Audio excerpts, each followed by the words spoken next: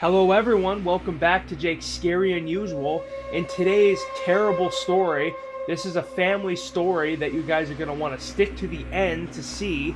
This is absolutely insane, and this actually happened to me, my mother, and a few of my friends and my sister's friends at a young age. You guys are going to want to stick around to see. This story is absolutely 100% real, and it was so long ago that actually I had to be told the story over again. If you guys enjoyed, please leave a like and definitely subscribe if you haven't already. And please share with all your friends on social media. Enjoy the video, sit back, relax, grab some popcorn. This is going to be a good one. Bye now.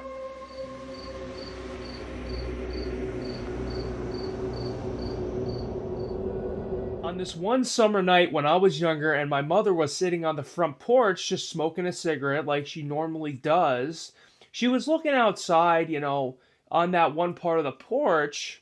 It's the front, mind you, and she's looking up at the moon. And she's like, wow, that's a really beautiful moon tonight. How perfect of a night it is. But she actually couldn't be more wrong about that statement. She's looking down the street, up the street actually, I should say, depending on the way. It's actually a one-way street. And she's looking up it, and there's this green car. Really sketchy green car. This was the early 2000s, so, a lot of cars were more square or kind of circular in some senses with its curves and stuff like that. So it looked a little more creepy than a modern-day car, And she's looking up the street, and she sees it coming down, and it's slowly going past our house. And, the porch light is on, so it's very lit up. You can see her. And this car stops right in front of the house and then backs up really quick.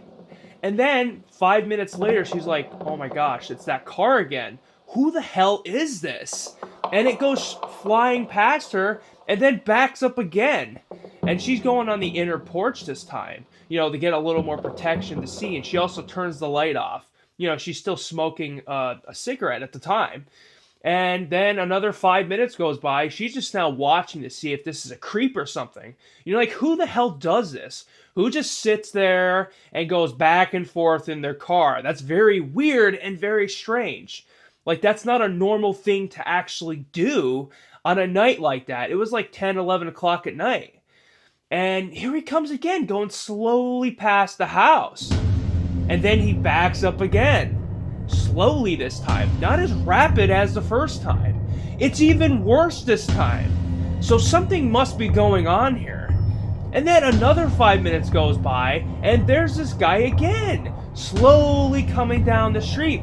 This time, he parks it right in the middle of the road, gets out of the car, and comes onto the grass.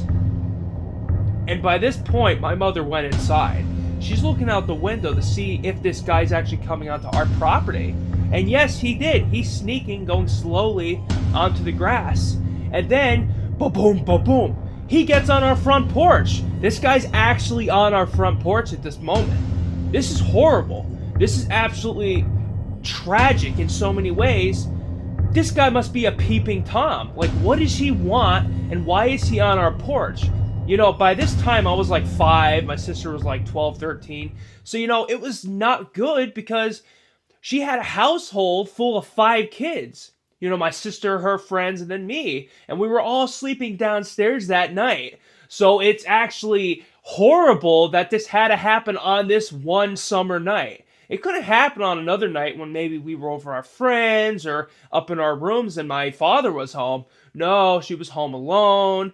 It was just a horrible experience for everyone. And she's trying to keep herself calm while trying to protect us. All the doors and windows were locked. And this guy actually gets on the porch and he's trying to look in the windows. Everything was locked, sealed, curtains were down, and luckily he couldn't see in.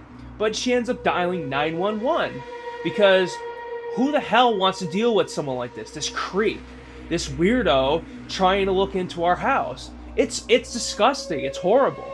Who's he trying to look at? The kids or my mother? It's unfortunate. My dad wasn't home because he probably would have did some damage to the guy.